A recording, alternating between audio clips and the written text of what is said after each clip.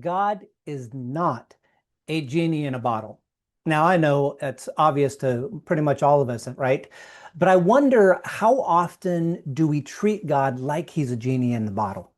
We have our wish list for our prayers, and we, keep our prayer list, and we throw those at God just like we would ask a genie for something. And of course, maybe we add in a, wow, God, you're amazing. Look at your creation. So we take a moment of adoration. But how often do we then wrap it up there and we move on? A friend challenged me just this last week. It's like, Duane, maybe you need to stop worrying about how you feel about these things and instead pray God's will in the situation. Pray that you would be able to honor the heart of God in this situation, which got me reflecting. And the first thing that came to mind when I was thinking about God's heart is King David, who God said was a man after his own heart. And how I long to, that would be able to be said about me. That'd be amazing. I want to be a man after God's own heart.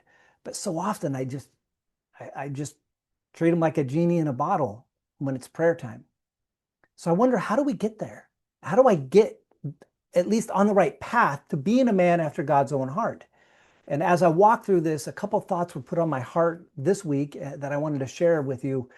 Psalms 37:4, that we delight in the Lord. It says, delight yourself in the Lord. Maybe my prayer should spend more time delighting in who God is. Not just a quick adoration, so I've checked the box, but really just being amazed by who God is and his character. And second, as Jesus taught the disciples to pray, God, your kingdom come, your will be done.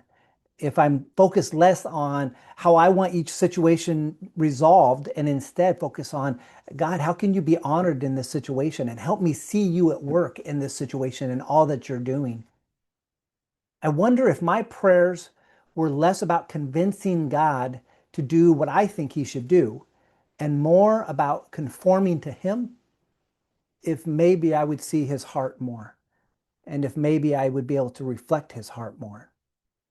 Maybe instead of focusing on my wish list, I just focus on his heart, and I could see his glory in my life and in the life of those around me and in our community. And so my prayer that I'm sharing with you right now, and I hope you can pray with me, is, God, change my heart, even when I'm worried about my circumstances, even when I get distracted by all that's going on. God, let my heart align with yours, and let me be a man after your own heart, and help me to seek your heart in every situation I approach.